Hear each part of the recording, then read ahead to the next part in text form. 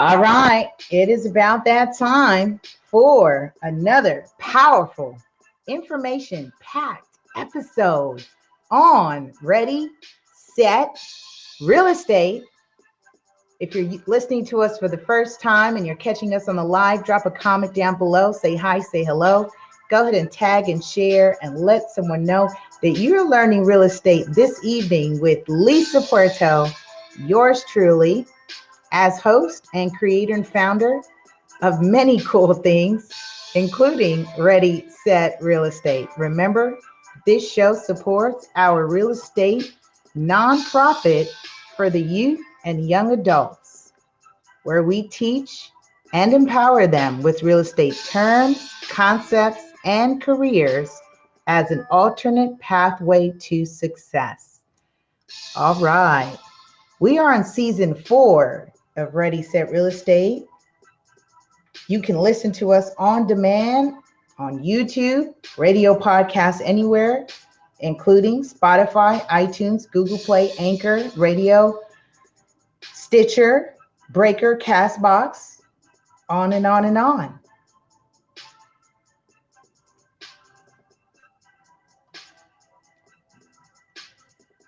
Want to shout out to our radio podcast listeners and say thank you. Thank you for continually growing with us, supporting and letting people know about what we are doing on the show. All right, it's about that time. Let's go in. We're going to make it to this segment tonight, especially because we are on the eve of 4th of July. And, there are some people that are really excited about that. Today, we are going to cover in a short episode of the top 3 real estate deal killers. And I know most of you will probably say, I know what that is. I know the answer. But you may not. You might not know the answer. So I want to make sure I come on and give you the answer to this, because oftentimes what happens is you might be thinking, oh, it's the price that's killing the deals. Or you may say it's the interest rates that's killing the deals. You say, no. I know it's appraisals that's killing the deals. No, it's not any of those. Actually, it's a lot more deeper than that. And I want you to go ahead and grab a note, take some notes on this one, because it actually has nothing to do with the real estate transaction per se. And let me explain what I'm referring to. So number 1, top real estate deal killer. Number 1 is, you ready for this? Trust. Number one top real estate deal killer is trust, or better yet, lack thereof. The lack of trust a client, that is you, if you are a prosumer, if you are actively looking in the market where you're selling and buying, it is the lack of trust you have in the team. I wouldn't even say the team, because if you have a team, you trust your team. The professionals or the people you have chosen to assist in that real estate transaction. I see it all the time. That's actually where I gain clients from, is because when people go through their real estate transaction, I just recently had a client say, I think my agent is out to get me. Go figure. Could you imagine you have a client that thinks her agent is out to get her? I said to her, that is a red flag that you should be working with someone else. You do not want to go into a real estate deal and not feel like you can trust the professional that you are working with. So trust is the number one reason a deal will fall apart. And I say this all the time. A real estate deal will fall apart quicker in escrow because of the expectations or lack thereof that has been set forth before you jump into escrow or before you move forward in settlement. Because all when you're in escrow and settlement, what ends up happening is it starts to unravel. You go through your closing disclosures, you go through your inspections, your appraisals, you go through the motion of the transaction. And when any one of those things don't come out the way you anticipate, you're going to be leaning on the agent or leaning on the professionals to support you through it. And when I say professionals, that includes the listing agent, the selling agent, the lender, your escrow team, even your notary. I've seen experiences with the notary not be as positive. And right when you're at the 11th hour, right when you're signing, and you don't have a notary that is as supportive in that real estate transaction and is not experienced or doesn't know how to defer certain questions to put that client at ease when they're signing their loan documents, that's not good. That's when you start to see things start to fall apart. So that's the first one, trust. The second one is ego. Ego. The next one is ego. So ego, why? Because ego tends to show up when we don't get what we want, right? We're upset about the price. We end up getting an accepted offer, but then we're upset that we either had to pay so much over asking. If you're in a market that is still a seller's market, meaning there is a high demand for inventory, and there's more buyers than there are inventory or property, and you're at a certain price range, you are competing with other buyers and prospective buyers for that property. And so may require you to go over and above asking. And sometimes, and I've seen this, where my buyers will say, gosh, but I had to put X amount over asking. Yeah, you had a choice though. At every step of the way, you have a choice to either compete or not. And so that's not something Lisa dictates. Lisa would dictate terms and offers, but usually if we go over asking, you're getting something back in return. You're either getting closing cost assistance, you're getting all repairs done and paid for, you're getting appraisal covered, you're getting an inspection above and beyond that is above and beyond the normal inspection per se. So you're normally getting some pretty good perks and deals, at least when I negotiate it, if we have to go above asking. We bring some solid people to the table. And again, when I see ego show up, it's because someone feels like they weren't done right.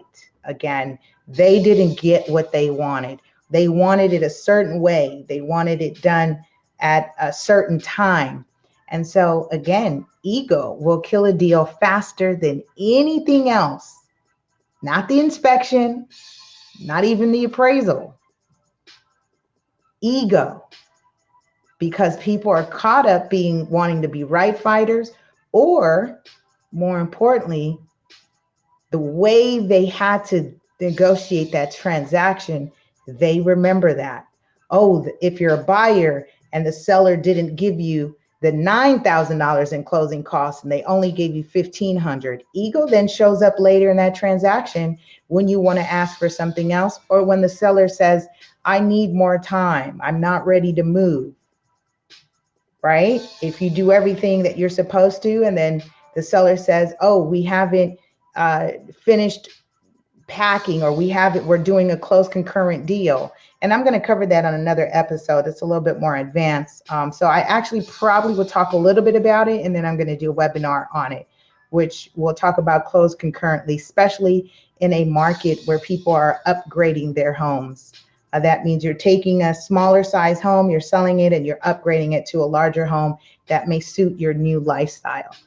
And those usually happen in what we call a close concurrent. So there's strategy and negotiation techniques to successfully close on that. My team and I have done close concurrent deals, and we successfully closed triple concurrent deals, which means 3 houses all had to sell at the same time and close at the same time in order to make everything work.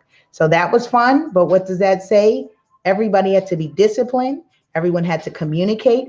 Everyone had to trust each other's word and actions. There was no ego involved. And there really wasn't. There wasn't any ego involved in that transaction. Why? Because everyone wanted something and everyone had to cooperate. So the first was trust.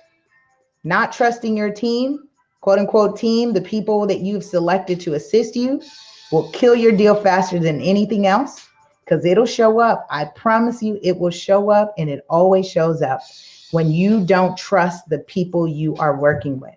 The second is ego. When you're busy being a right fighter and you can't get the terms or price or whatever negotiating items that you wanted, or the seller wanted, or vice versa, which side you on, and you want out. Oh, I'm done. I'm canceling. I don't want to deal with it, right? But when you're dealing with contracts, you're subject to litigation over breach of contract or non-performance. So that ego stuff, you got to get rid of that. There's money involved. There's lives at stake. I say that all the time. This is a big boys and girls game. You do not jump in it, and you do not just play for the sake of playing. And the third one, the last one of the top 3 real estate deal killers, is understanding. Your ability to understand the role of each person in the real estate transaction and not overstepping, and more importantly, understanding what is happening in the real estate transaction, from contract to escrow to underwriting to inspections to appraisals to final conditions to disclosures to recording to funding, then recording. Understanding that in that complete process. If at any point you are not clear in understanding what is happening, that will kill a deal faster than anything else. Why? Because you, as a prosumer, someone who's investing, selling, or buying, and is not clear of what is happening, will inhibit you to move forward. And why will that kill a real estate deal? It will have an adverse effect because we are on a timeline. So if you stop because you don't understand something and you don't know who to ask, or you're not even asking or saying or communicating to the people as part of the transaction that I don't understand this addendum. I don't understand what this means. I'm not clear on this disclosure. I don't know what these additional documents entail. If at any point you don't understand and you are slowing the timeline, you're subjecting yourself again to litigation or breach of contract or non-performance, or you may even cost yourself a per diem, which means every single day that you go over the expected close of escrow date, you could be charged anywhere from $25 to $150. I've seen it in contracts. I've seen people agree to them. So you've got to make sure that you are asking the appropriate questions. And even when you don't know or think they're appropriate, ask anyway. And a point of contact would be your agent to then defer it to either the lender, to the title, to the escrow, to the inspectors, to someone, a legal team, or a tax advisor, or an insurance advisor. There are all these people, which is why I like to discuss and mention the top 5. Do you know your top 5? There are people that make up collectively that team that may not all know the answers because everyone stays in their respective lanes. Stay your lane, don't overstep. And that's what understanding is about. If you don't understand your role and the role of other people, that will kill a deal faster than anything else in a real estate transaction. All right. I wanted to come on and share some of these gems because these are things that I'm seeing. I've been seeing this for a long time. Remember, I've been doing this. This year makes 13 years and I've grown and I continue to grow. Every transaction is different. Every transaction has its own personality, and every transaction has those 3 common core values that if it's missing at any point or has not properly been established, it will send that deal straight out of escrow. They'll cancel, someone will get fired, they'll move on, and it's usually because of that. So the top 3 real estate deal killers are trust or lack thereof, ego, and understanding. All right, that's my time. Make sure you subscribe to all radio podcasts everywhere. We air on Wednesdays and on demand on YouTube. You can catch up on our archive. We are now 4 episodes away from 100. I think I'm gonna give out $100. All right, I'm gonna do a Q&A on that episode. I need you to subscribe, chime in, stay tuned. I got $100 that I'm gonna give away in celebration of our 100th episode on Ready, Set, Real Estate.